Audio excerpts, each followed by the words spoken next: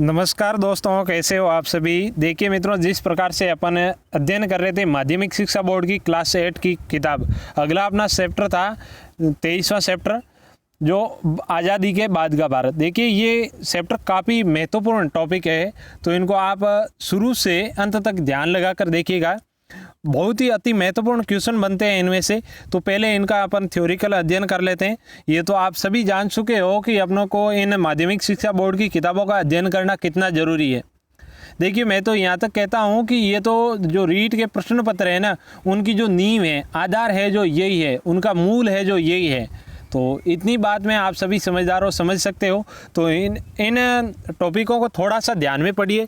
अगर खुद नहीं पढ़ सकते हो तो इन वीडियो के माध्यम से आपके पास एक अच्छा जरिया है जिससे आप अपना जो अध्ययन कर सकते हैं। तो चलिए शुरू करते हैं बिना किसी देरी किए। देखिए अपन बात करते हैं 15 अगस्त 1947। 15 अगस्त 1947 को क्या हुआ था? भारत आज़ाद हुआ। भारत आज़ाद होने के बाद में, है नहीं, आज़ादी के बाद में भारत का क्या इतिहास रहा, क्या जैसे रियासतें थी, रियासतें को किस प्रकार से मिलाया गया, किस प्रकार से भारत का एकीकरण हुआ, उसके बारे में अपन अध्ययन करेंगे। कैसे कमेटियां बनी, वो सभी, ठीक है ना।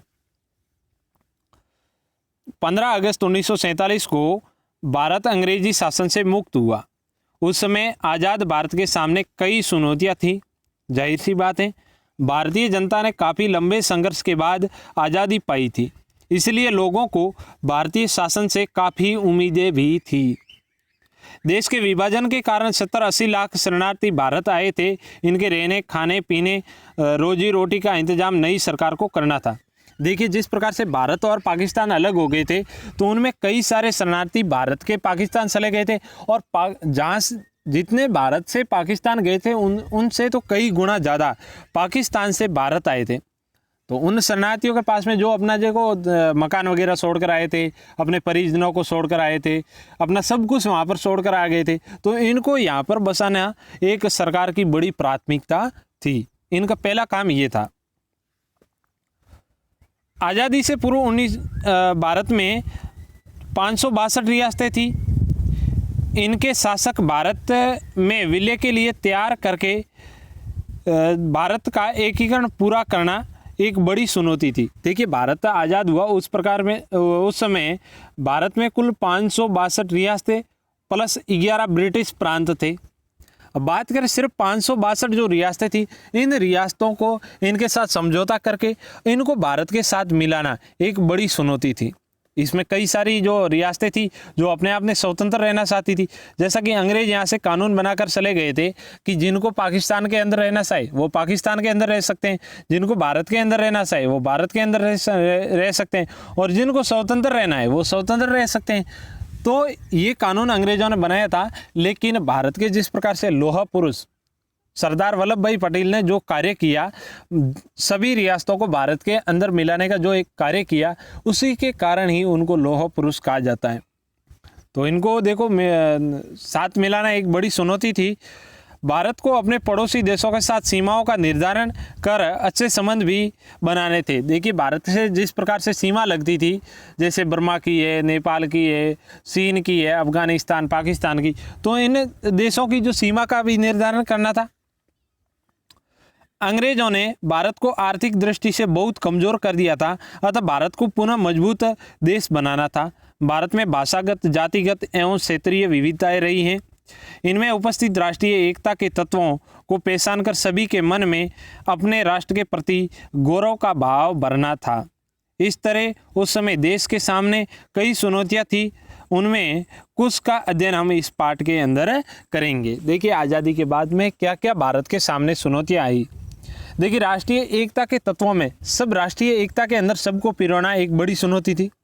कौन सा व्यक्ति अपने साथ मिल सकता है, कौन सा नहीं मिल सकता है, ये भी पहचान करना एक बड़ी बात थी। तो देखिए इनके बारे में अपन अध्ययन करेंगे इस पाठ के अंदर। तो टॉपिक मैंने आपको बताया जैसा कि बहुत ही इंपॉर्टेंट होने वाला है। इतना जितना आपने अभी पढ़ा है इनमें से तो कोई मोस्ट लगता नहीं है। हाँ, ये कुछ फैक्ट है। आज़ादी से पूर्व 562 रियासतें थी। 15 अगस्त को 1947 को भारत आज़ाद हुआ।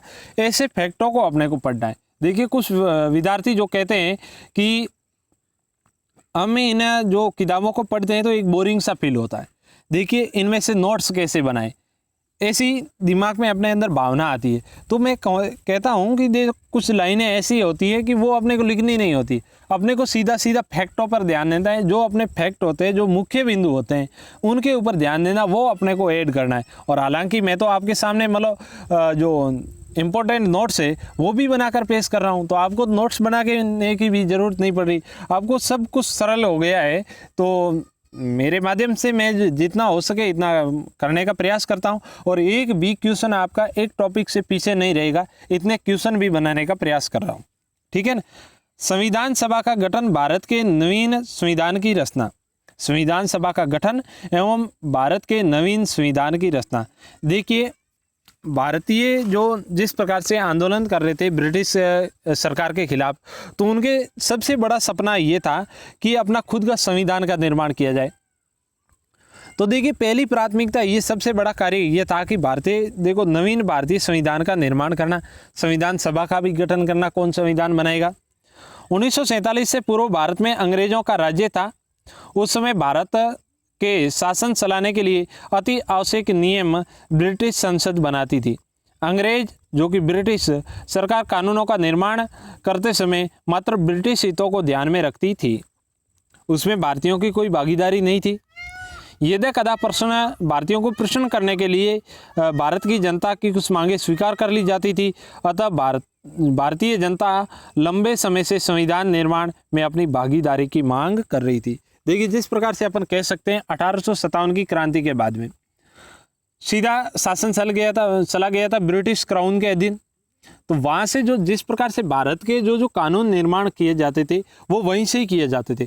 तो वो अंग्रेज निर्मित करते थे कानूनों को, तो भारतीयों के हितों के कानून नहीं थे, भारतीयों के हितों की रक्षा करने वाले कानून नहीं थे। तो इन सभी में देखिए भारतीयों का एक बड़ा सपना ये था कि अपना खुद का, यानी जिस प्रकार से संविधान हो, कानूनों में अपनी खुद की भागीदारी हो, अपने खुद के हितों को ध्यान में रखते हुए इन संविधान का निर्माण किया जाए। तो कई बार इनका विरोध भी होता था। ब्रिटिश संसद जो कानून बनाती थी तो उसमें कई बार भारतीय विरोध भी करते थे, तो उनको कभी कभी संतुष्ट करने के लिए कुछ मांगे मानी जाती थी। अब ये संविधान सभा का गठन, कुछ फैक्ट आएंगे इसमें। द्वितीय विश्व युद्ध के पश्चात भारत में अंग्रेजों का विरोध काफ़ी बढ़ गया। बम्बई नौसेना विद्रोह और आज़ाद हिंद फौज के संघर्ष से अंग्रेज शासकों को लगने लगा कि अब उन्हें भारत को स्वतंत्र करना पड़ेगा। देखिए अंग्रेजों की जैसे सबसे बड़ी शक्ति हुआ करती थी नौसेना, तो नौसेना भी विरोध में आ गई। और आज़ाद हिंद फौज जो जिस प्रकार से अपन बात करते हैं 1943 में सुभाष चंद्र बोस ने जिस प्रकार से आज़ाद हिंद फौज की कमान संभाली, तो उससे जो अंग्रेजों के हैं वो पांव हिल गए थे। अब उनको लगने लगा कि अब भारत को अपने को स्वतंत्र कर देना सही है। तब उन्होंने मंत्रिमंडल समिति भेजी जिसमें भारतीयों द्वारा संविधान निर्माण की मांग स्वीकार की गई। इस आधार पर 1946 में ईस्वी में भारतीय संविधान सभा का गठन किया गया। इस संविधान सभा में ब्रिटिश गवर्नर द्वारा शासित प्रांतों, देशी रियासतों के प्रतिनिधित्व सम्मिलित किए गए। इसका ढांचा लोकतंत्रात्मक था। प्रांतों से प्रतिनिधि समिति मताधिकार के आधार पर निर्वाचित किए गए तथा रियासतों के प्रतिनिधित्व शासकों द्वारा मनोनीत किए गए। देखिए उन्होंने एक पहले मंत्रिमंडल समिति भेजी भारतीय संविधान सभा का निर्माण करने के लिए। भारतीय संविधान का निर्माण करने के लिए ब्रिटिश सरकार ने एक समिति भेजी जिसमें भारतीयों द्वारा संविधान निर्माण की मांग स्वीकार की गई, जिसमें ये स्वीकार किया गया कि जो भारतीयों की मांगें होगी उसको ध्यान में रखते हुए संविधान का निर्माण किया जाएगा। इस आधार पर 1946 में भारतीय संविधान सभा का गठन किया। देखिए भारतीय संविधान सभा का गठन कब किया गया? 1946 में। इस संविधान सभा में ब्रिटिश गवर्नर द्वारा शासित प्रांतों एवं देशी रियासतों के प्रतिनिधित्व सम्मिलित किए गए। जिस प्रकार से 562 रियासतें थी और 11 जो प्रांत थे, इनके सभी के प्रतिनिधित्व सम्मिलित किए गए।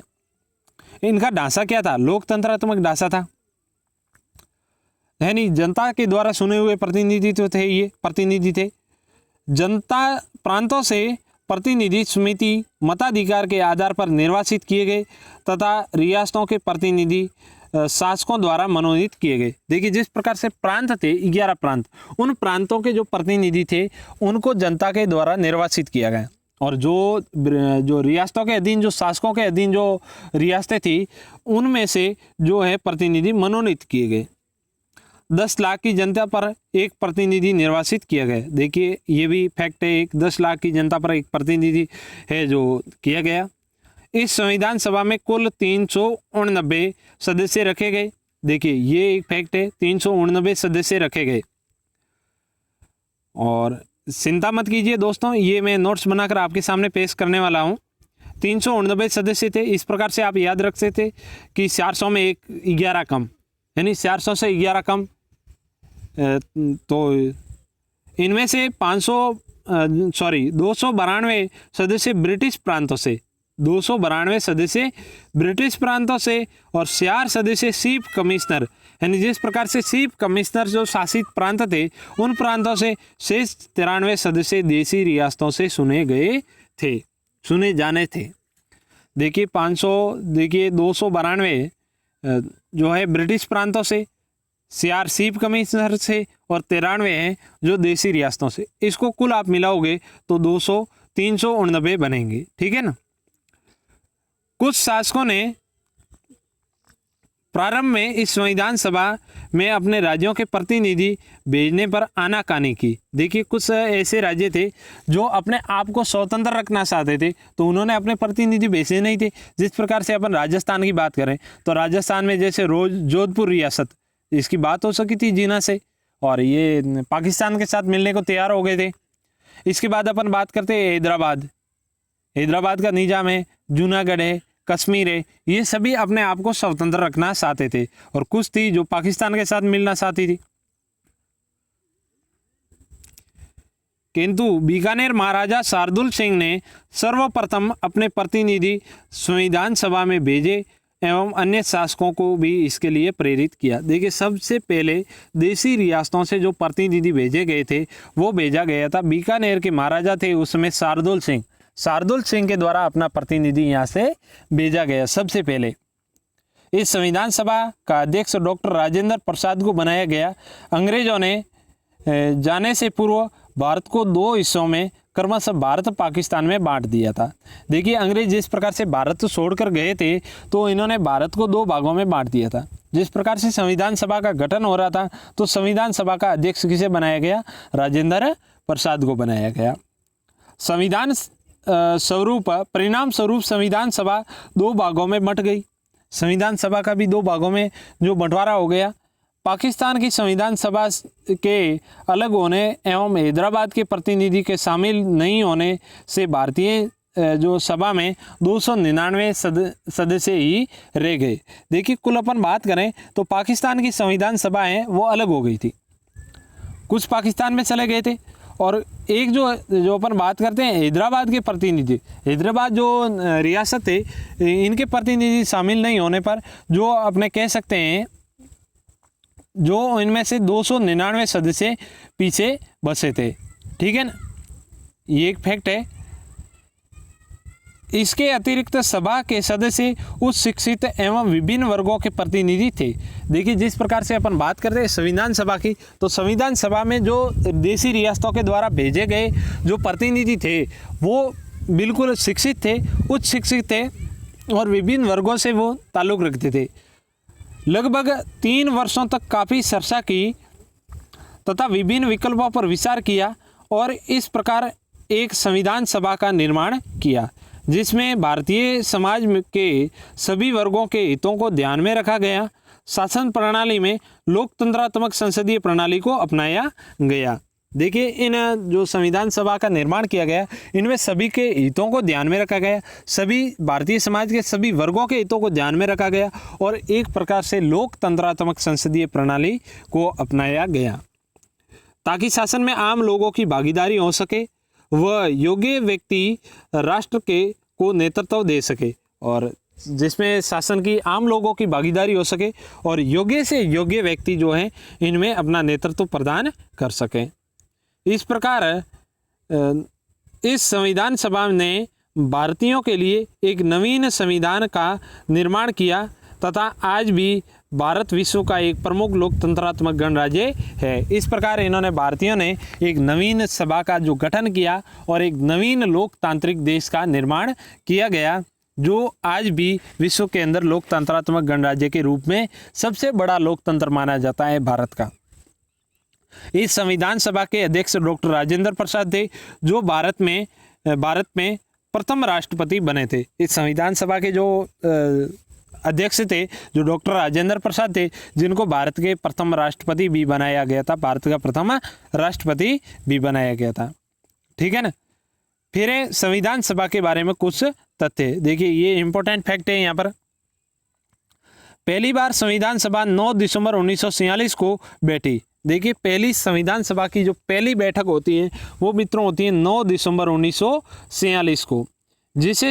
जिस सभागार में पहली बैठक हुई थी उसे वर्तमान में लोकसभा का सेंट्रल हॉल कहते हैं। जिसमें पहली, जैसे विधानसभा की अपन कह सकते हैं, पहली जो संविधान सभा की बैठक हुई थी वो कौन से हॉल में हुई थी? वो हुई थी मित्रों, जो लोकसभा का अभी हाल में सेंट्रल हॉल है, उसी सेंट्रल हॉल में प्रथम संविधान सभा की बैठक हुई थी 9 दिसंबर 1946 को।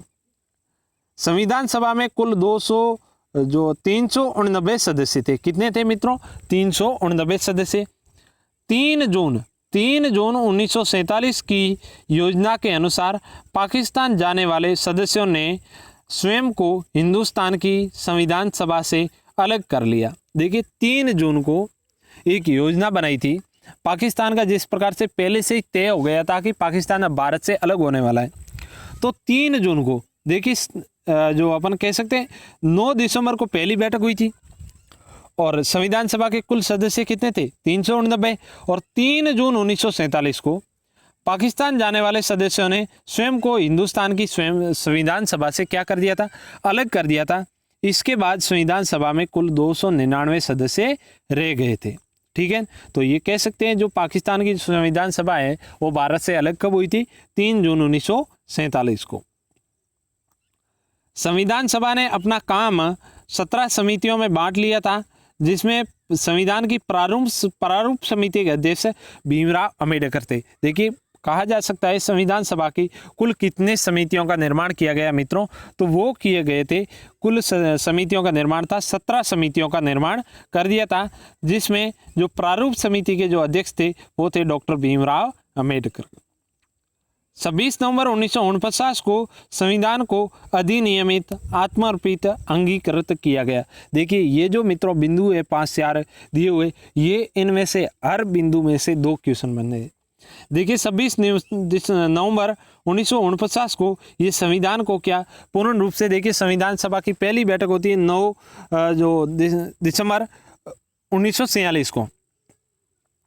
उसके बाद में 26 नवंबर 1949 तक कुल लगभग 3 वर्ष का समय लगता है। 2 वर्ष 11 माह 18 दिन का समय लगता है। इसमें संविधान का देखिए ये जो वर्णों का है ये कर्म है, अधिनियमित है ना, पहले उसको देखा गया, फिर को उसको आत्मार्पित है ना स्वीकार किया गया, है ना, अंगीकृत है ना उसको लागू किया गया। देखिए, अधिनियमित, आत्मार्पित, अंगीकृत, इन तीनों वर्डों का सीक्वेंस है मित्रों। 1 नंबर पे ये है, 2 नंबर पे ये है, 3 नंबर पे ये। कई बार पूछा गया एग्जाम में इनका कर्म।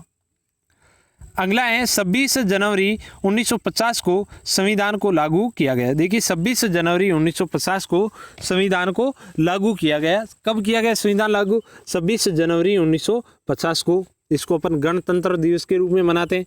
अब बात करें अपन संविधान सभा में राजस्थान से आने वाले कौन कौन से सदस्य थे मित्रों? पंडित मुकुट बिहारी लाल, Shri Manikyalal Verma, Jai Narayan Vyas, Balwant Singh Mehta, Shri Ramchandra Upadhyay, lieutenant colonel Dalel Singh, Shri Gokul Lal Asawa, Kunwar Jaswant Singh, Shri Raj Bahadur, sir V T. Krishnamachari, Hiralal Shastri, Shri S जो है C.S. Venkatachari, Sardar K.M. Panikkar, sir T Vijay Raghavacharya.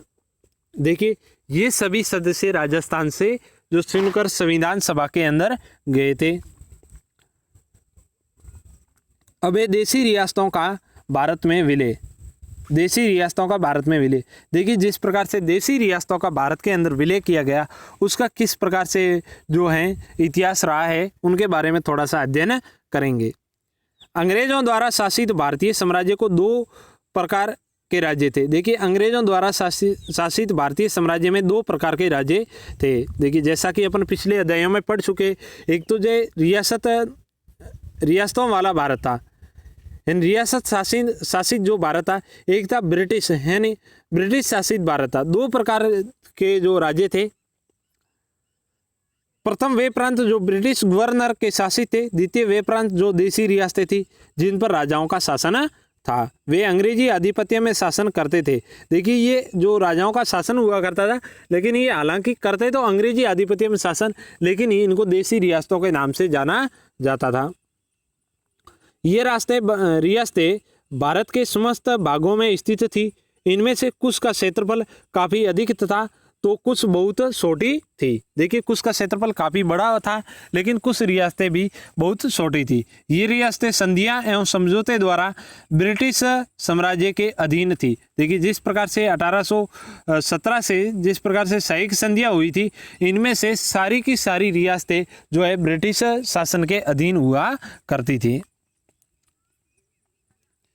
अंग्रेजों ने भारत को मुक्त करते समय विभाजित कर दिया था। देखिए अंग्रेजों ने भारत को मुक्त करते समय भारत को एक प्रकार से उन्होंने डिवाइड कर दिया था और समस्त प्रांतों को भारत व पाकिस्तान नामक दो अधिराज्यों में बांट दिया था। देखिए समस्त जो प्रांतों को, कुछ पाकिस्तान के प्रांत हो गए तो कुछ भारत के प्रांत हो गए, इन दो राज्यों के अंदर यानी दो देशों के अंदर अंग्रेजों ने बांट दिया था। अंग्रेजों ने देसी रियासतों के साथ पूर्व में की गई संधियां रद्द कर दी गई। जिस प्रकार से भारत और पाकिस्तान का बंटवारा किया गया, तो उसी समय से जो देसी रियासतों के साथ जो संधियां हुई थी उस संधियों को रद्द कर दिया गया। उन पर वे अपनी सर्वोच्चता त्याग दी और ये अधिकार दिया गया कि वे भारत अथवा पाकिस्तान में से किसी भी देश में शामिल हो अथवा चाहे वो स्वतंत्र रहे। देखिए उन्होंने ये भी अधिकार प्रदान कर दिया, देसी रियासतों की सहायक संधियों को ख़त्म करते हुए ये अधिकार प्रदान किया गया कि वो चाहे तो पाकिस्तान के अंदर रह सकें या फिर चाहे तो भारत के अंदर मिल सकें या फिर वो चाहे तो स्वतंत्र भी रह सकते हैं। तो ये एक बहुत बड़ा अंग्रेजों ने लोसा कर दिया था। लेकिन भारत के जो लोहा पुरुष के नाम से सरदार वल्लभ भाई पटेल के जो प्रयासों से अपन कह सकते हैं, इनके प्रयासों से संपूर्ण भारत को एक सूत्र में बांधा गया। हालांकि कुछ जो मिलने से इनकार कर दिया था जूनागढ़ वगैरह, तो ये भी बाद में इनको जो सैन्य बल की सहायता से इनका भी विलय कर दिया गया था। इससे स्थिति संकटपूर्ण हो गई क्योंकि कुछ रियासतों के शासक स्वतंत्र रहना चाहते थे तो कुछ पाकिस्तान के नेताओं के बहकावे में आकर पाकिस्तान में मिलने में सोच रहे थे। देखिए जिस प्रकार से बात करें जो भारत की जोधपुर अपने राजस्थान के जोधपुर रियासत की, तो जोधपुर रियासत की जिन्ना के साथ बात हो गई थी और वो पाकिस्तान के साथ मिलने को तैयार हो गए थे, तो इनको भी मिलाना एक बड़ी चुनौती थी। जबकि ये रियासतें भारतीय भूभाग के मध्य में स्थित थी तथा यहाँ प्रजा भी भारत में मिलना चाहती थी। देखिए ये कुछ रियासतें थी जो पाकिस्तान के साथ मिलना चाहती थी, उनमें उनकी जो प्रजा थी वो भारत के साथ मिलने चाहती थी और वो हालांकि वो रियासतें भारत के बीचों बीच आई हुई थी। इन शासकों के ऐसे कदमों से भारत की एकता को खतरा उपस्थित हो सकता था। देखिए इनके ऐसे कदम इन्होंने उठाए थे, पाकिस्तान के साथ मिलने को इन्होंने तय कर लिया था, तो इनके कदमों से देखिए भारत की एकता और अखंडता को एक प्रकार से खतरा उपस्थित हो सकता था।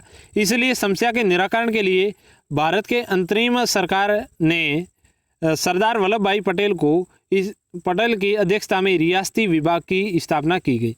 जिस प्रकार से रियासती विभाग की जो स्थापना की गई थी उसका अध्यक्ष किसको बनाया गया था? सरदार वल्लभ भाई पटेल को बनाया और इनके प्रयासों से इन रियासतों को एक भी किया गया।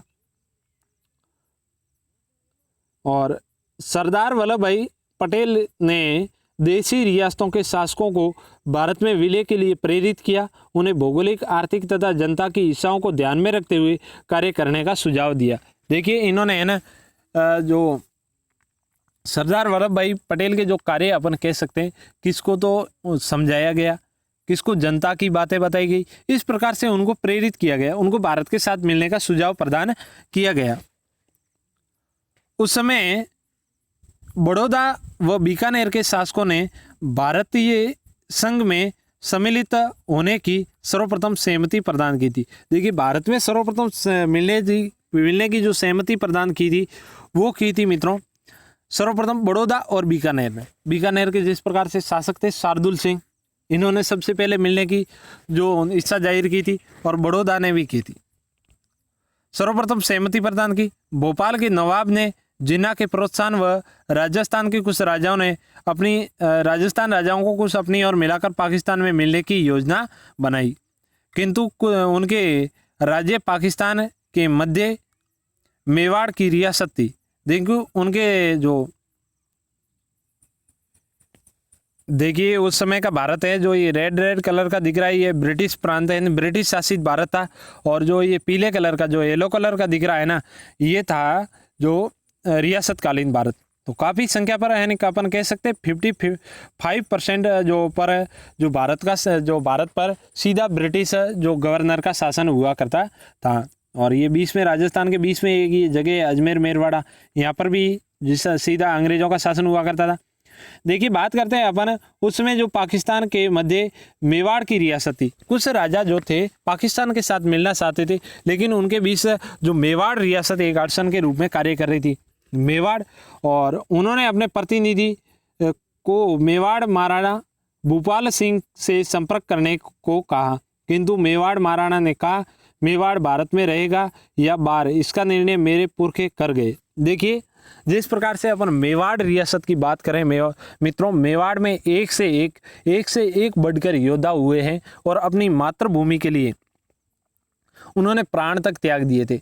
जिस प्रकार से अपन बात करें, जैसे अपन बप्पा रावल की करें, महाराणा सांगा की करें, महाराणा कुंभा की करें, महाराणा प्रताप की करें, महाराणा राज सिंह की करें, और अंतिम समय में अपन कह सकते हैं जिस समय भारत आज़ाद हुआ उस समय महाराणा भूपाल सिंह ने भी ये अपनी जो है वीरता दिखाई, जो शौर्य दिखाया इन्होंने। देखिए इनकी जो पाकिस्तान का जो प्रतिनिधि था, इनका जो मेवाड़ के साथ इनको बात करने के लिए कहा गया, तो देखिए मेवाड़ के महाराणा भूपाल सिंह थे, इन्होंने ये देखो क्या स्टेटमेंट दिया कि इनका निर्णय हमारे पुरखे कर गए है। नहीं, हमारे जो जिस प्रकार से अपने पूर्वज हैं उन पूर्वजों का इतिहास देखकर आप देखोगे तो आपको पता चल जाएगी हमारे को किस तरफ रहना है। यदि देशद्रोह करना होता तो मेरे पास हैदराबाद से भी बड़ी रियासत होती। इस प्रकार मेवाड़ महाराणा ने देशभक्ति का परिचय दिया। देखिए मेवाड़ महाराणा भूपाल सिंह ने ये स्टेटमेंट दिया था, उन्होंने ये कहा था कि अगर देशद्रोह के माध्यम से हम अगर गद्दारी के माध्यम से अगर कोई कार्य करना चाहते तो आज हमारे पास हैदराबाद से भी बड़ी रियासत होती। अपन इस माध्यम से अगर इन किसको मिलाना कि किसको हड़पना, तो ये अगर कार्य किया होता तो आज मेवाड़ की रियासत भारत में सबसे बड़ी रियासत के नाम से जानी जाती, लेकिन ऐसा कार्य हमने नहीं किया। और मेवाड़ महाराणा ने भारत में होने जो विलय करने का निश्चय किया, देशी रियासतों को पाकिस्तान में मिलाने की जिन्ना की योजना को असफल कर दिया। तो ये भारत की जो देशी रियासतें जो राजस्थान की थी, इनको जो जिन्ना ने जो पाकिस्तान के मिलाने की जो योजना थी उसको मेवाड़ महाराणा ने असफल कर दिया। 15 अगस्त 1947 से पूर्व मात्र जूनागढ़, हैदराबाद, कश्मीर को छोड़कर लगभग सभी रियासतों ने भारत के संघ में सम्मिलित होने पर सहमति दी थी। बाद में जूनागढ़ की प्रजा ने अपने नवाब के विरुद्ध विद्रोह कर भारत में अपना विलय कर लिया। देखिए कुछ जो रियासतों के जो शासक थे वो भारत में विलय होना नहीं चाहते थे, कुछ ने दबाव में आकर जो इस पर हस्ताक्षर किए थे। तो अपन कह सकते हैं, देखिए जो जूनागढ़ है, जूनागढ़ की प्रजा ने नवाब के विरुद्ध क्या कर दिया था, विद्रोह कर दिया था। और हैदराबाद, कश्मीर, जूनागढ़ तीनों को छोड़कर अपन 15 अगस्त 1947 की बात करें तो सभी रियासतें भारत के अंदर मिल चुकी थी। हैदराबाद का निजाम जन भावनाओं की अनदेखी कर भारत से अलग रहना चाहता था, किंतु सरदार पटेल ने सैनिक कार्यवाही कर उसे भारत में मिला लिया। देखिए सरदार पटेल ने सैनिक कार्रवाई करके जो है इनको हैदराबाद की जन भावनाओं को ध्यान में रखते हुए हैदराबाद रियासत को भी भारत के अंदर मिला लिया। पाकिस्तान ने कश्मीर को हड़पने के लिए उस पर आक्रमण किया, परंतु वहाँ के महाराजा हरि सिंह ने राजनीतिक दलों ने भारत में विलय करने पर सहमति दे दी। जिस प्रकार के उसमें जो कश्मीर के महाराजा थे हरि सिंह हालांकि जो स्वतंत्र रहना चाहते थे, लेकिन जिस प्रकार से पाकिस्तान के इनके ऊपर आक्रमण किया था तो इन्होंने भारत से सहायता मांगी थी। और भारत के जो उस समय प्रधानमंत्री हुआ करते जवाहरलाल नेहरू ने यहाँ पर जो अपनी सेना भेजकर सहायता भी की थी इन्होंने, तो बाद में ये भी है जो भारत के अंदर मिल चुके थे, अतः उसका भी भारत में विलय हो गया। इस प्रकार सरदार पटेल के अथक प्रयासों से देशी रियासतों का भारतीय संघ में विलय हो गया, शेष भारत खंडित होने से बच गया। सरदार पटेल ने जिस प्रकार दृढ़ निश्चय किया, इस संपूर्ण घटनाक्रम के दौरान दिखाया, उसके कारण उन्हें लौह पुरुष कहा गया। देखिए सरदार पटेल को लौह पुरुष, आयरन मैन क्यों कहा जाता है? क्योंकि इन्होंने जो इन संपूर्ण घटनाक्रम में जो इन्होंने दृढ़ निश्चय के साथ जिस प्रकार से भारत को खंडित होने से बचाया, इसीलिए इनको लौह पुरुष कहा जाता है। और अगला अपना बिंदु रहेगा विस्थापितों को भारत में फिर से बसाना। देखिए ये सबसे बड़ी चुनौती थी, तो इसके बारे में मित्रों अपन नेक्स्ट वीडियो के अंदर अध्ययन करेंगे, तो आप बने रहिए हमारे साथ। मिलते हैं अगले वीडियो में जल्द ही। वीडियो देखने के लिए धन्यवाद। जय हिंद, जय भारत।